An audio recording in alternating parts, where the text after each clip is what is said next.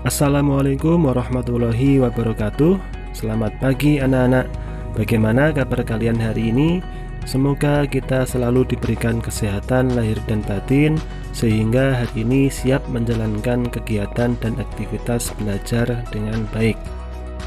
Anak-anak, hari ini kita akan melanjutkan tema 2 subtema 1, dan kali ini kita masuk pada pembelajaran 3.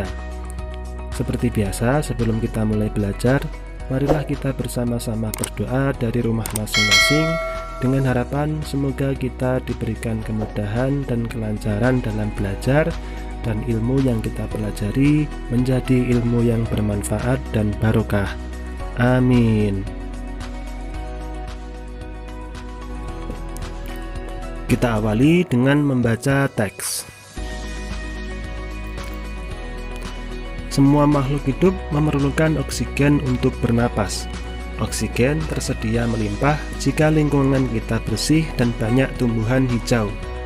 Menciptakan lingkungan bersih dan banyak tumbuhan hijau menjadi tanggung jawab kita. Teks yang kita baca berjudul Hari Menanam Pohon. Indonesia dikatakan sebagai paru-paru dunia.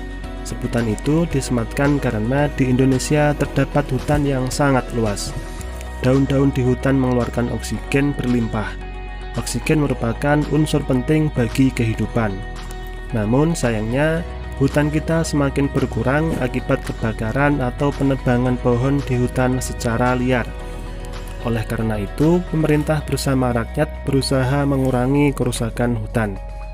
Salah satu upaya yang dilakukan yaitu menanam kembali pohon di lingkungan. Tanggal 28 November diperingati sebagai Hari Menanam Pohon. Peringatan Hari Menanam Pohon pada tahun 2015 diawali sejak tanggal 26 November.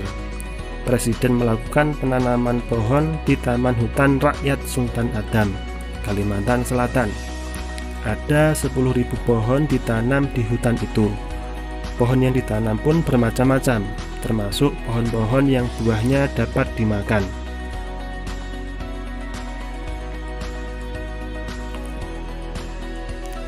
Kita dapat berperan serta untuk mengembalikan paru-paru dunia. Menanam pohon tidak hanya dapat dilakukan di hutan. Kita dapat menanam pohon di lingkungan sekitar kita. Semakin banyak pohon di lingkungan kita, semakin banyak pasokan oksigen bagi kehidupan. Selanjutnya, kita akan membuat sebuah peta pikiran atau mind map dari bacaan di atas. Pertama, kita tentukan dulu judul dari bacaan, yaitu Hari Menanam Pohon. Kemudian, kita membuat beberapa kalimat pertanyaan yang berkaitan dengan informasi pada bacaan di atas. Misalkan, untuk pertanyaan pertama, apa yang dilakukan? Kemudian, kapan, di mana kegiatan dilakukan, kemudian siapa yang melakukan, mengapa kita harus menanam pohon, kemudian pohon apa yang ditanam. Dari pertanyaan-pertanyaan itu kita bisa menjawab sesuai dengan informasi pada teks. Yang pertama, apa yang dilakukan adalah kegiatan menanam pohon. Kemudian, kapan? Atau pertanyaan yang menunjukkan pada waktu pelaksanaan, yaitu setiap tanggal 28 November. Kemudian, di mana kegiatan dilakukan? Di Taman Hutan Rakyat Sultan Adam, Kalimantan Selatan. Kemudian, siapa yang melakukan? Dilakukan oleh Presiden Joko Widodo. Pohon apa yang ditanam? Bermacam-macam, termasuk pohon yang menghasilkan buah. Kemudian pertanyaan terakhir, mengapa kita harus menanam pohon? Jawabannya adalah supaya kelestarian lingkungan terjaga dan ketersediaan oksigen berlimpah. Itu tadi membuat sebuah peta pikiran dari sebuah bacaan. Bisakah kalian melakukan untuk teks-teks bacaan yang lain? Tentu pasti bisa. Selanjutnya kita akan memahami makna tanggung jawab. Tanggung jawab sebagai warga masyarakat. Tanggung jawab merupakan sikap terpuji yang hendaknya dimiliki setiap individu. Sikap tanggung jawab mencerminkan nilai karakter setiap individu. Jadi, karakter seseorang tercermin dalam sikap tanggung jawabnya, baik terhadap diri sendiri, orang lain, masyarakat, maupun bangsa dan negara. Orang yang bertanggung jawab dapat dikatakan sebagai orang yang berkarakter. Tanggung jawab melekat pada diri setiap manusia dimanapun ia berada, termasuk dalam masyarakat. 1. Pengertian tanggung jawab. Tanggung jawab merupakan salah satu nilai karakter bangsa yang diharapkan tertanam pada setiap individu, terutama peserta didik.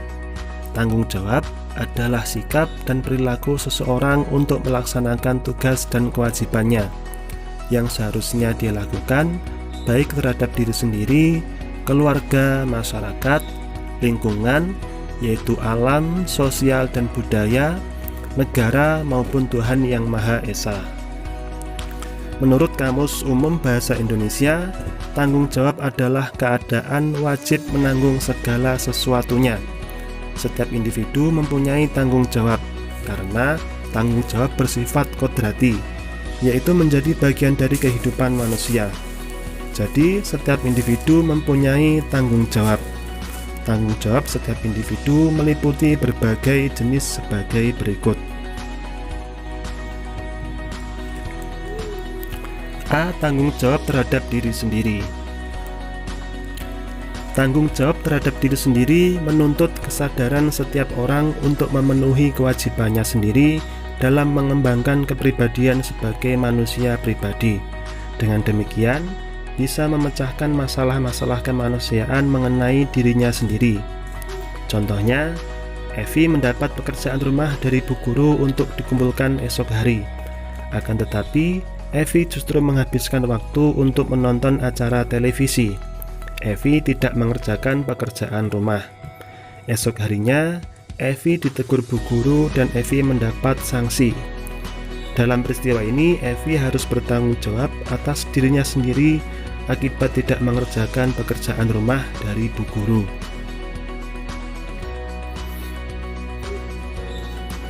B. Tanggung jawab terhadap keluarga.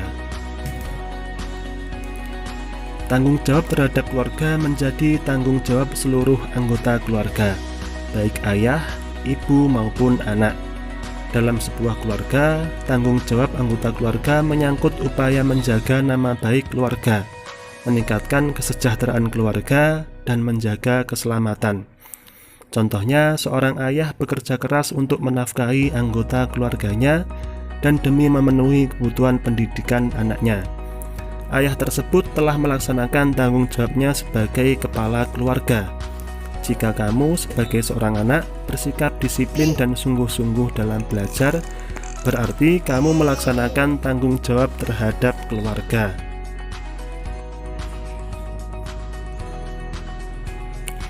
Selanjutnya, C. Tanggung jawab terhadap masyarakat.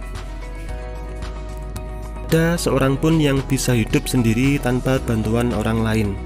Hal ini sesuai dengan kedudukan manusia sebagai makhluk sosial.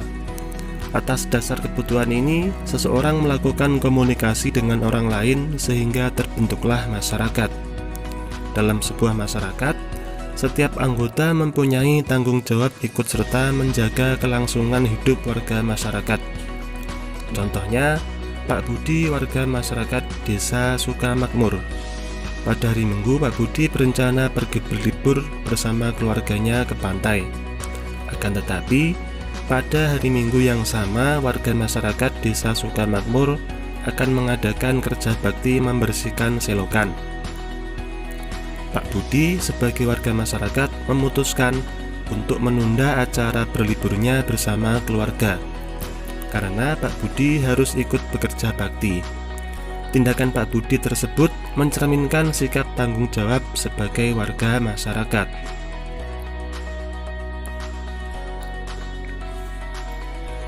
D. Tanggung jawab terhadap bangsa dan negara.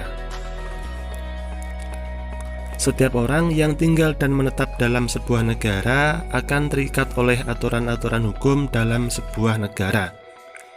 Oleh karena itu, segala pikiran, perbuatan, tindakan, dan tingkah laku manusia harus sesuai dengan norma-norma atau aturan-aturan yang berlaku dalam negara setempat. Individu sebagai warga negara hendaknya dapat mempertanggungjawabkan segala tindakan dan tingkah lakunya kepada bangsa dan negara. Contohnya, anggota tim nasional bulu tangkis Indonesia berusaha sekuat tenaga untuk mengharumkan nama bangsa Indonesia. Mengharumkan nama baik bangsa Indonesia di mata dunia menjadi tanggung jawab setiap warga negara Indonesia.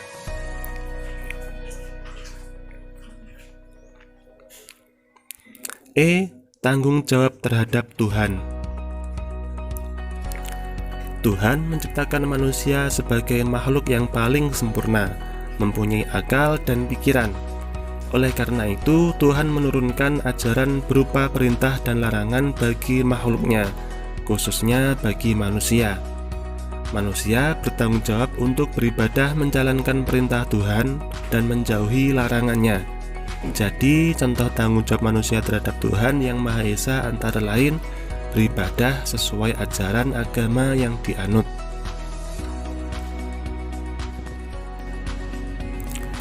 Usaha ekonomi masyarakat. Dari bacaan Hari Menanam Pohon ada kalimat, hutan kita semakin berkurang akibat kebakaran atau penebangan pohon di hutan secara liar. Ada kebakaran hutan yang dilakukan secara sengaja oleh orang-orang tak bertanggung jawab. Mereka membakar hutan untuk membuka lahan bagi usaha perkebunan mereka. Penebangan pohon di hutan juga banyak dilakukan oleh orang-orang yang tidak bertanggung jawab. Mereka menebang pohon-pohon itu untuk dijual kembali. Padahal seharusnya pohon-pohon yang akan digunakan untuk industri harus diambil dari hutan tanaman industri atau HTI. Pemerintah memberikan hak pengolahan HTI kepada para pengusaha. Para pengusaha itu harus mematuhi aturan yang ditetapkan. Aturan itu misalnya umur pohon yang boleh ditebang dan penanaman kembali apabila pohon ditebang. Batang pohon memang mempunyai banyak kegunaan. Banyak pengrajin yang memanfaatkannya sebagai sumber penghasilan. Mereka membuat beraneka barang kerajinan lalu menjualnya dengan harga tinggi. Berikut barang kerajinan dari batang pohon.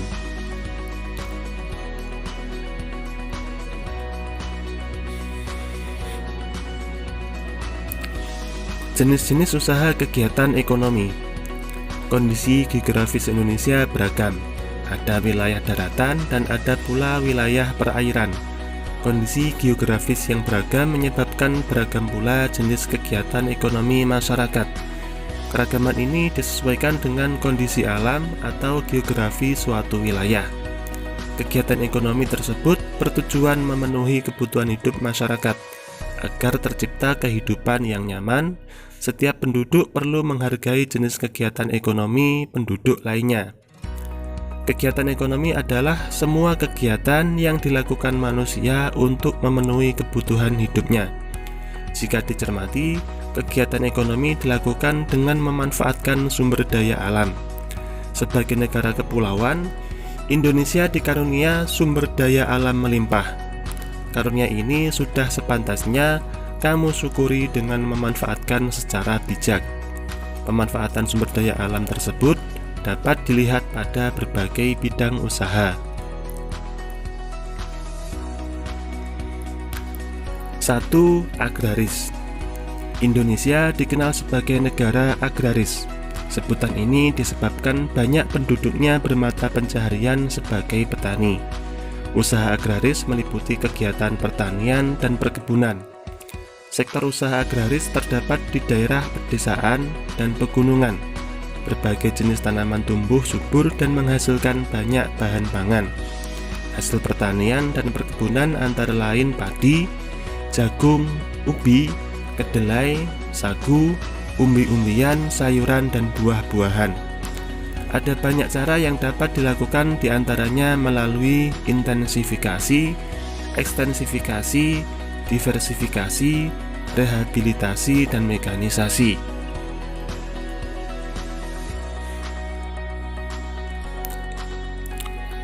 Perkebunan adalah kegiatan penanaman lahan dengan tanaman keras dengan umur lebih dari 6 bulan. Tanaman perkebunan mencakup tanaman musiman dan tanaman tahunan. Tanaman musiman berumur pendek, misalnya tanaman tebu, tembakau, dan rosella. Tanaman tahunan berumur panjang, misalnya tanaman kelapa sawit, kopi, cengkeh, teh, karet, cendana, lada, dan kayu putih. Hasil perkebunan di Indonesia menjadi komoditas unggulan ekspor. Yang kedua adalah peternakan. Peternakan adalah kegiatan usaha budidaya hewan yang diambil hasilnya. Hasil peternakan terdiri atas daging, telur, susu, kulit, dan bulu. Jenis peternakan dapat dibedakan sebagai berikut. A. Peternakan hewan kecil, misalnya kelinci, kambing, domba, dan biri-biri. B. Peternakan hewan besar, misalnya sapi, kerbau, dan kuda. Dan C. Peternakan unggas, misalnya ayam, itik, burung, dan puyuh. Kegiatan peternakan dapat dilakukan dalam skala kecil ataupun besar. Usaha peternakan skala kecil dilakukan oleh penduduk. Peternakan skala besar biasanya dikembangkan oleh pihak swasta atau pengusaha dan pemerintah. Apa peran pemerintah dalam meningkatkan mutu peternakan di Indonesia? Upaya yang dilakukan pemerintah antara lain memberikan bantuan bibit unggul, menyediakan pakan ternak bermutu, dan memberikan penyuluhan kepada peternak. Selanjutnya yang ketiga, perikanan. Secara umum, usaha perikanan dibedakan menjadi perikanan darat dan perikanan laut. Untuk yang A, perikanan darat, yaitu usaha memelihara dan menangkap ikan di perairan darat. Perikanan darat terdiri atas perikanan air tawar dan perikanan air payau. Perikanan air tawar dilakukan di sungai, danau, rawa, waduk atau bendungan, empang, sawah, dan kolam. Jenis ikan yang dibudidayakan adalah lele, nila, mujair, gurame, dan mas. Perikanan air payau dilakukan di tambak di pinggir pantai. Jenis ikan yang dibudidayakan adalah bandeng. Yang B, perikanan air laut, yaitu usaha menangkap ikan di pantai atau laut. Di Indonesia, usaha penangkapan ikan di laut dilakukan nelayan tradisional. Saat musim ikan, nelayan akan memperoleh banyak hasil tangkapan. Laut juga menghasilkan udang, kerang, rumput laut, mutiara, dan garam. Selain untuk keperluan penduduk, hasil tangkapan ditujukan untuk ekspor. Yang keempat, pertambangan. Dilihat dari kondisi geologisnya, wilayah Indonesia mengandung banyak barang tambang. Potensi barang tambang yang melimpah hendaknya dimanfaatkan bagi kemakmuran rakyat atau kemakmuran masyarakat. Barang tambang dapat dibedakan sebagai berikut. A. Barang tambang mineral logam, misalnya emas, perak, tembaga, timah, bauksit, dan nikel. B. Barang tambang mineral non-logam, misalnya belerang, gipsum, marmer, dan batu gamping. Kemudian yang C, barang tambang sumber energi, misalnya minyak bumi, batu bara, dan gas alam. Barang tambang di Indonesia termasuk sumber daya vital. Pemanfaatannya ditujukan bagi kemakmuran masyarakat Indonesia.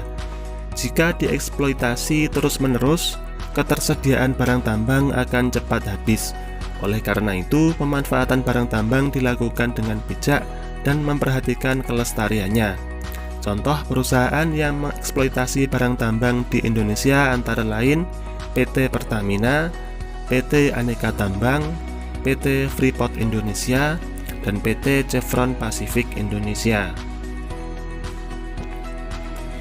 Yang kelima, kehutanan. Dahulu hutan Indonesia bagaikan hamparan karpet hijau dilihat dari udara. Hutan Indonesia berperan penting sebagai paru-paru dunia. Hutan juga berfungsi sebagai tempat berkembangnya berbagai fauna.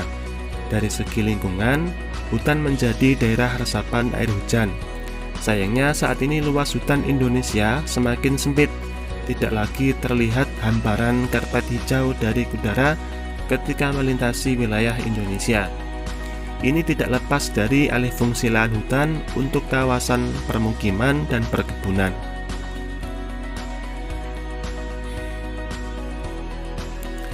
Apa akibat dari menyempitnya kawasan hutan Indonesia? Kondisi ini dapat menyebabkan bencana banjir bandang ataupun tanah longsor. Untuk meminimalisasi terjadinya bencana, kawasan hutan perlu dihijaukan kembali. Pembalakan liar harus dicegah agar hutan tidak semakin rusak. Jika hutan Indonesia kembali hijau, hasil hutan kembali melimpah. Hasil hutan Indonesia antara lain kayu jati, meranti, ulin damar, dan rotan.